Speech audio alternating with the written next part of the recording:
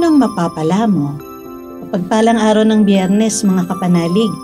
Ipinagdiriwang po natin ang kapistahan ni Santa Teresa Benedicta de la Cruz o Edith Stein. Ito po si Sister Rose Agtarap ng Daughters of St. Paul para sa mabuting balita. Pagnilayan na po natin ang Ebanghelyo ngayon.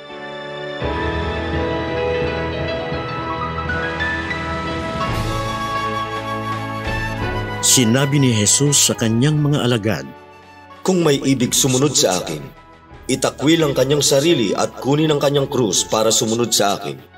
Sapagkat ang naghahangad na magligtas ng kanyang sarili, ang mawawalan nito. Ngunit ang naghahangad na mawalan nito, ang makakatagpo nito. Ano ang pakinabang ng tao, tubuin man niya ang buong daigdig, kung sarili naman niya ang mawawala? Sa ano maipagpapalit ng tao ang kanyang sarili? Darating nga ang anak ng tao, taglay ang kaluwalhatian ng kanyang ama, at kasama rin ang kanyang mga banal na anghel, at doon niya gagantimpalaan ang bawat isa ayon sa kanyang mga gawa. Totoong sinasabi ko sa inyo, na makikita ng ilan sa inyo ang anak ng tao na dumarating bilang hari, bago sila mamatay."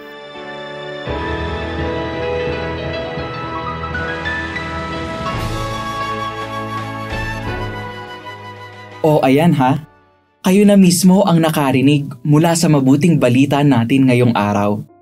Ang sabi ni Kristo, kung gusto daw natin maging Kristiyano o tagasunod niya, dapat daw muna nating itakwil ang ating sarili, pasanin ang ating krus sa buhay, at saka siya sundan. Pero ano ba ang kahulugan ng pagtatakwil ng sarili? Kailangan ba na talagang ipamigay natin lahat ng meron tayo at mamuhay na pulubi? Hindi naman kailangan umabot sa ganon. Ang kailangang mangyari dito ay bawasan ang laging pag-iisip ng ako. Ako kasi kailangan ko ng ganito. Ako kasi kailangan ko ng ganyan. Itakwil mo na ang iyong sarili. Huwag mo nang unahin ang pagpunan sa mga luho at hilig mo sa buhay. Bagkus, unahin ang kapwa. Ang krus natin sa buhay ay lagi namang para sa kapwa. Gaya na lang na namatay si Jesus sa krus para sa ating lahat. Ang krus natin sa buhay ay para rin sa pakinabang ng ibang tao.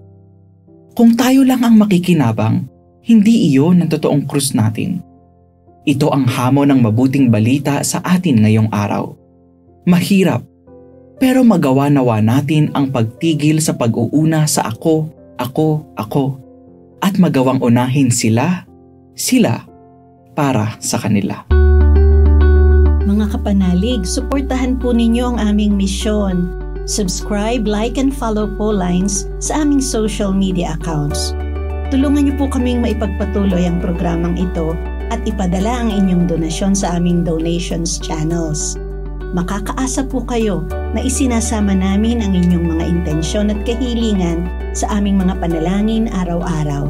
Ito pong muli si Sister Rose na nag-aanyaya sa inyong manalangin sa ating mahal na Inang Maria.